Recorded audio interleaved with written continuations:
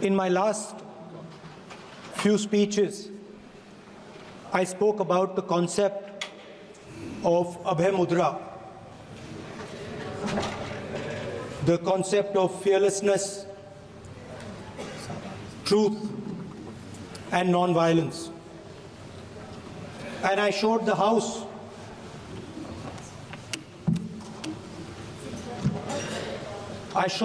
images of our different religions displaying this Abhay Mudra.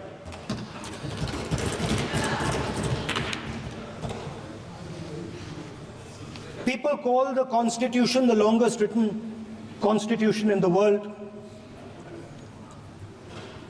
But the Constitution contains a set of ideas from one philosophy of our nation, one central philosophical set of ideas of our nation. When we look at the Constitution and we open the Constitution, we can hear the voice and the ideas of Ambedkar, of Mahatma Gandhi, of Jawaharlal Nehru. But where did those ideas come from? Those ideas came from an old, profound tradition in this country. Those ideas came from Shiva, from Guru Nanak, from Basavana, from Buddha, from Mahavir, from Kabir, from a list of people. So when we speak of the Constitution and we show the Constitution, of course it is a document of modern India, but it could never have been written without ancient India and her ideas. So when we look at this Constitution, we remember this list of people, all different variations on the same idea. And in front of us stand the people who follow a very different philosophical tradition. And I want to start my speech by quoting what the supreme leader, not of the BJP, but of the modern interpretation of the ideas of the RSS has to say about the Constitution of India and about how he thinks India should be run. The worst thing about the Constitution, the worst thing about the Constitution of India is that there is nothing Indian about it. Manusmriti is that scripture which is most worshipable after Vedas for our Hindu nation, and from which our ancient times have become the basis of our culture, customs, thought, and practice. This book, for centuries, has codified the spiritual and divine march of our nation. Today, Manusmriti is law. These are the words of Savarkar. Mr. Savarkar has clearly stated in his writings that there is nothing Indian about our Constitution. He has clearly stated that the book India is run by should be superseded by this book. And this is what the fight is about. Now, it's nice that all of you are so-called defending the Constitution. But I want to ask you, do you stand by your leader's words? Yes. Do you support your leader's words? Because when you speak in Parliament about protecting the Constitution, you are ridiculing Savarkar, you are abusing Savarkar, you are defaming Savarkar. I'd like to quote also इन हिंदी। भारत के संविधान के बारे में सबसे बुरी बात तो यह है कि इसमें कुछ भी भारतीय नहीं है। भारत के संविधान के बारे में सबसे बुरी बात तो यह है कि इसमें कुछ भी भारतीय नहीं है। यह आपके नेता ने कहा था, जिसकी आप पूजा करते हैं। Speaker sir, I described in my first speech the idea of a battle taking place. I described the Mahabharata, described Kurukshetra. There is a battle taking place today in India. And on this side are the defenders of the idea of the Constitution. And from each state we have one. If you ask us Tamil Nadu, we will tell you Periyar. If you ask us Karnataka, we will say Basavana. If you ask us Maharashtra, we will say Phule ji, Ambedkar ji. If you ask us Gujarat, we will say Mahatma Gandhi. आप speaker को You praise these people. You praise these people hesitatingly because you have to. But the truth is that you want India to be run the way it used to be run. जैसे हिंदुस्तान पहले चलाया जाता था, वैसे ही आप हिंदुस्तान को चलाना चाहते हो। मैं बता रहा हूं, आ रहा हूं। पेशेंस रखिए थोड़ी, इतना एक्साइटमेंट नहीं होना चाहिए। स्पीकर सर, जब मैं छोटा था दिल्ली में, स्पीकर सर, दिल्ली के चारों ओर जंगल हुआ करता था। जो आज यहां रहते हैं उनको ताजुब होगा कि एम्स के बिल्कुल बगल में जंगल शुरू होता था। जहां रेलवे म्यूजियम है वहां पे जंगल शुरू होता था। वैसे ही जंगल में, दोनों नॉर्थ और साउथ, वैसे ही जंगल में हजारों साल पहले एक युवा, 6-7 साल का युवा, हर रोज सुबह उठ के 4 बजे उठ के, एक बच्चा, वाह बहुत बढ़िया, एक बच्चा 4 बजे उठ के तपस्या करता था। हर रोज सुबह तपस्या, हाँ, हर रोज सुबह वो धनुष उठाकर तीर कमान चलाता था और घंटे उसने तपस्या की, सालों के लिए उसने तपस्या की।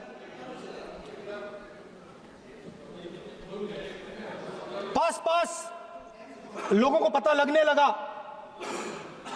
कि लड़का है। यही तो आप नहीं समझ सकते हो, यही तो प्रॉब्लम है। धनुष में तपस्या है, मनरेगा के काम करने में तपस्या है। तपस्या का मतलब शरीर में गर्मी पैदा करना, समझिए। हाँ, तब का ये मतलब है, तपस्या का ये मतलब है। तो ये तपस्या कर रहा था, लोगों को पता लगा और वो गुरु के पास गया। लड़के का नाम एकलव्य था और वो गुरु के पास गया और उसने कहा, गुरु द्रोणाचार्य जी,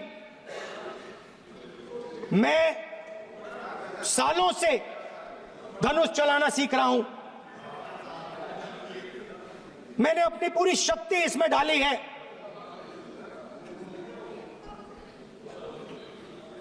आप मेरी मदद कीजिए, आप मेरे गुरु बनिए। द्रोणाचार्य जी ने एकलव्य को कहा, कि आप ऊंची जात के नहीं हो, आप ऊंची जात के नहीं हो, आप द्विजा नहीं हो। मैं आपका गुरु नहीं बनूंगा, यहां से तुम चले जाओ। और एकलव्य चला गया। फिर से एकलव्य ने तपस्या शुरू की, फिर से तपस्या शुरू की। कुछ साल बाद द्रोणाचार्य जी और पांडव उसी जंगल से निकले। एक कुत्ता भौंक रहा था, कहानी आपने सुनी है, सुना देता हूं। कुत्ता भौंक रहा था, अचानक कुत्ते की आवाज शांत हो गई। द्रोणाचार्य जी और पांडव पास गए और उन्होंने देखा कि तीरों के जाल में कुत्ता फंसा हुआ था। मुंह में तीर था एक, हाँ, मगर कुत्ता तीरों के जाल में फंसा था, एक तीर मुंह में थी, शांत था कुत्ता। मगर कुत्ते को चोट नहीं लगी।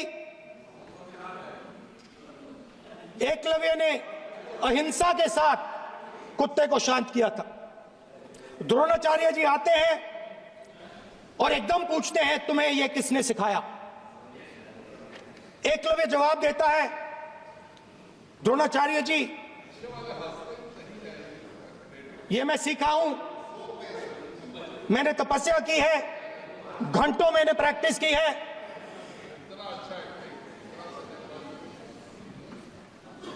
आपने मुझे गुरु बनने से मना किया था, तो मैंने एक मूर्ति, मट्टी की मूर्ति सामने रखी और मैंने प्रैक्टिस की और मैं सीखा। द्रोणाचार्य जी खुश नहीं हुए। द्रोणाचार्य जी ने एकदम कहा, तुम्हें मुझे गुरु दक्षिणा देनी है। नहीं नहीं, ये आपकी स्टोरी है, ये आपकी स्टोरी है। मेरी स्टोरी है कि द्रोणाचार्य ने पूछा।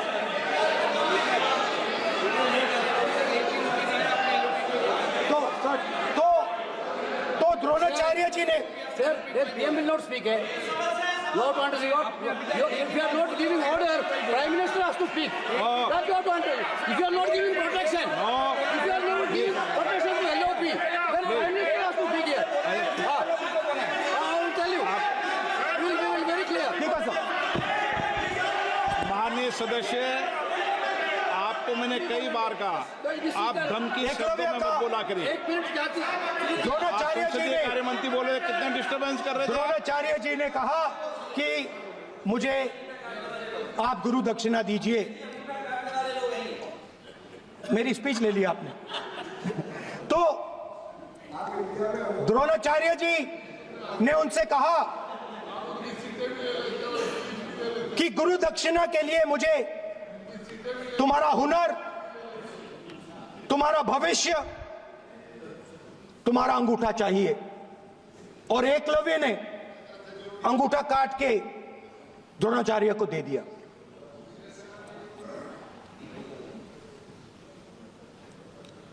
यह अभय मुद्रा है। इसमें कॉन्फिडेंस, स्ट्रेंथ, निडरता कहां से आती है? हुनर से आती है, इस अंगूठे से आती है। ये लोग इसके खिलाफ हैं। जैसे द्रोणाचार्य जी ने एकलव्य का अंगूठा काटा, वैसे ही आप पूरे देश का अंगूठा काटने में लगे हुए हो। आप जैसे ही एकलव्य का, जैसे द्रोणाचार्य जी ने एकलव्य का अंगूठा काटा, वैसे ही आप हिंदुस्तान के युवाओं का, जैसे ही एकलव्य ने, देखो सर, जैसे एकलव्य का अंगूठा काटा गया, वैसे ही आप हिंदुस्तान के युवाओं का, सबका अंगूठा काटते हो। जब आप अदानी जी को धारावी देते हो, तो आप धारावी के जो एंटरप्रेन्योर्स हैं, जो स्मॉल एंड मीडियम बिजनेसेस हैं, उनका आप अंगूठा काटते हो। जब आप हिंदुस्तान के पोर्ट्स, एयरपोर्ट्स, डिफेंस इंडस्ट्री, ये सब जब आप अदानी को देते हो,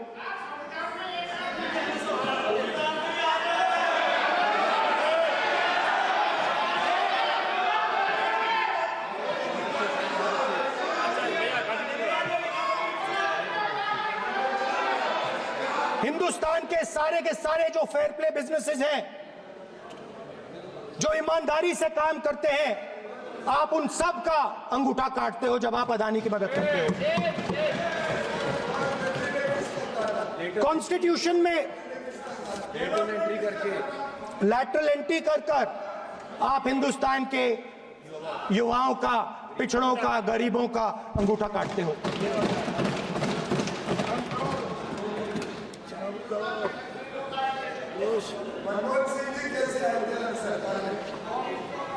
सर, स्पीकर सर, जैसे एकलव्य ने प्रैक्टिस की थी, वैसे ही हिंदुस्तान के युवा सुबह उठकर 4 बजे उठकर अलग अलग एग्जाम्स की तैयारी करते हैं। आपने देखा होगा, पहले हजारों युवा सुबह उठकर रनिंग करते थे, वेट ट्रेनिंग करते थे आर्मी में जाने के लिए। जब आपने अग्निवीर लागू किया तो आपने उन युवाओं की उंगली काटी। जब आप पेपर लीक कराते हो, 70 बार आपने पेपर लीक करवाया है, तब आप हिंदुस्तान के युवाओं के अंगूठा काटते हो।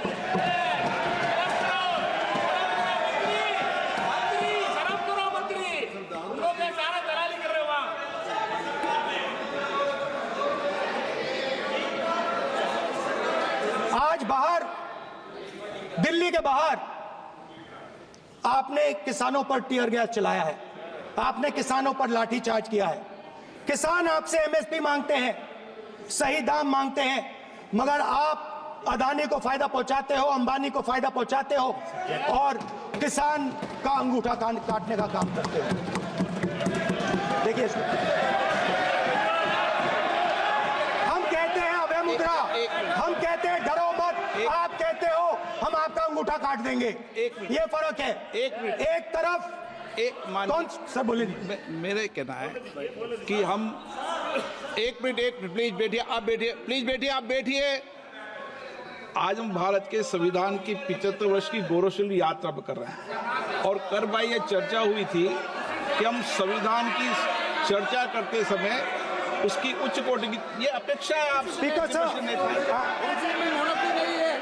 आप राष्ट्रपति नहीं है। कॉन्स्टिट्यूशन में कहीं नहीं लिखा है कि मोनोपोली होनी चाहिए। कॉन्स्टिट्यूशन में कहीं नहीं लिखा है कि पेपर लीक होना चाहिए। कॉन्स्टिट्यूशन में कहीं नहीं लिखा है कि अग्निवीर होना चाहिए। कॉन्स्टिट्यूशन में ये सब नहीं लिखा है, इसलिए मैं यहाँ रेस कर रहा हूँ। कॉन्स्टिट्यूशन में नहीं लिखा है कि हिंदुस्तान के युवाओं का अंगूठा काटना चाहिए, उनका जो हुनर है उनसे छीना जाना चाहिए।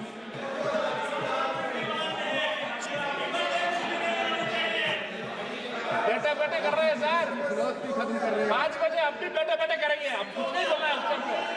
5 बजे देखिएगा, 5 बजे देखिएगा क्या करते हैं। स्पीकर सर, मिलेगा। मैं कुछ दिन पहले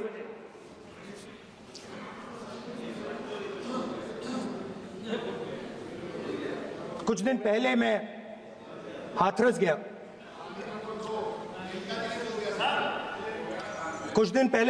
गया। हाथरस में 4 साल पहले एक लड़की का बलात्कार होता है। गैंग रेप होता है। 3-4 लोग गैंग रेप करते हैं।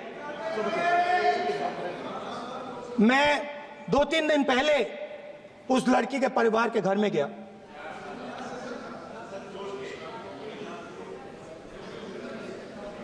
जिन्होंने गैंग रेप किया वो बाहर घूम रहे हैं और लड़की का परिवार अपने घर में बंद है। लड़की का परिवार बाहर नहीं जा सकता है। जो अपराधी हैं वो उनको रोज धमकाते हैं और वो बाहर घूमते हैं।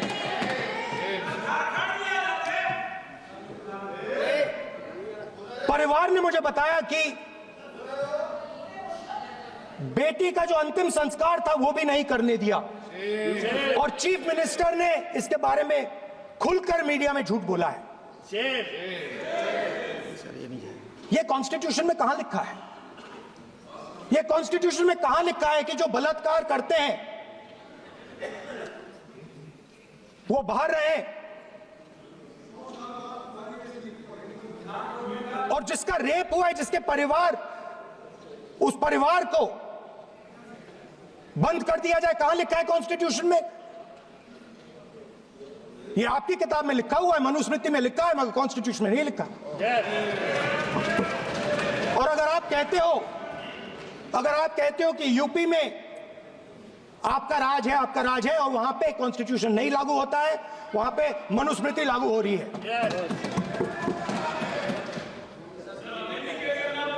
परिवार ने मुझे कहा कि यूपी की सरकार ने उन्हें वायदा किया था, कहा था कि हम आपका रिलोकेशन करेंगे, आपको कहीं और रहने की जमीन देंगे। आज तक 4 साल हो गए हैं, आज तक उनका रिलोकेशन नहीं किया गया है। और हर रोज उन्होंने मुझे फोटो दिखाई, वो बाहर निकलते हैं और जिन्होंने बलात्कार किया वो धमकाते हैं उनको। तो मैं इस हाउस में कहना चाहता हूं कि अंबेडकर जी के संविधान वाले लोग, इंडिया गठबंधन वाले लोग, हम सब मिलकर उस परिवार का रिलोकेशन हम करेंगे अगर आप नहीं करोगे तो। और हिंदुस्तान के हर गरीब व्यक्ति को हम ये कहना चाहते हैं, आपकी रक्षा कॉन्स्टिट्यूशन करता है और ये बीजेपी के लोग कॉन्स्टिट्यूशन पर 24 घंटा आक्रमण करते रहते हैं। कॉन्स्टिट्यूशन में लिखा है, prohibition of discrimination on grounds of religion, race, caste, sex और place of birth. The state shall not discriminate against any citizen on grounds only of religion, race, caste, sex, place of birth or any of them. Some days back, youngsters from Sambal came to see me. Innocent people, they had done nothing. They were just, वो बस पास में थे, 5 लोगों को गोली मार के हत्या कर दी। ये कहां लिखा है कॉन्स्टिट्यूशन में? ये कहां लिखा है कॉन्स्टिट्यूशन में? तो लिखा है prohibition of discrimination of grounds of religion. और जहां भी आप जाते हो, एक धर्म को दूसरे धर्म से लड़ाते हो, नफरत फैलाते हो। कहां लिखा है कॉन्स्टिट्यूशन में? कहां लिखा है कॉन्स्टिट्यूशन में कि एक धर्म को दूसरे धर्म से लड़ाना है? कहां लिखा है कॉन्स्टिट्यूशन में कि दलित परिवार को बंद करके अंदर रखना है और उनके अपराधियों को बाहर घूमने देना है? कौन से कॉन्स्टिट्यूशन में लिखा है? मुझे दिखाइए।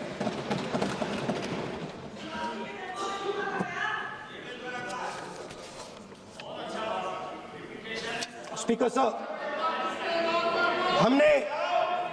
हमारी जो विचारधारा है, इंडिया गठबंधन की विचारधारा है, वो देश में कॉन्स्टिट्यूशन लाई है। हम सब मिलकर कॉन्स्टिट्यूशन की रक्षा करते हैं। अंबेडकर जी ने कहा था, if there is political equality but no social and economic equality, political equality will be destroyed. ये अंबेडकर जी के शब्द हैं और आज ये बात सबके सामने है। पॉलिटिकल इक्वालिटी जो थी वो खत्म हो गई है। हिंदुस्तान के सारे इंस्टीट्यूशंस कैप्चर कर लिए गए हैं। सोशल इक्वालिटी नहीं रही। फाइनेंशियल इकोनॉमिक इक्वालिटी नहीं रही। इसीलिए हमारा अगला कदम जाति जनगणना होगा। हम देश को दिखाना चाहते हैं कि आपने किन लोगों का और कहां कहां अंगूठा काटा है। हम दलितों को, आदिवासियों को, पिछड़ों को, किसानों को, मजदूरों को दिखाना चाहते हैं कि आपने किस किस का अंगूठा काटा है। इसलिए जो मैंने वायदा किया था, इसी हाउस में यहां हम कास्ट सेंसस लागू करेंगे और उसके बाद हिंदुस्तान में एक नए तरीके का विकास होगा, एक नई तरीके की राजनीति होगी। जो मैंने पहले कहा था, जो आपको अच्छा नहीं लगता है, 50% रिजर्वेशन, उस दीवार को हम यहां तोड़ेंगे। 50% रिजर्वेशन की दीवार और जाति जनगणना हम यहां करा के दिखाएंगे। आपको जो कहना है कर लो, कह लो। स्पीकर सर, बहुत बहुत धन्यवाद।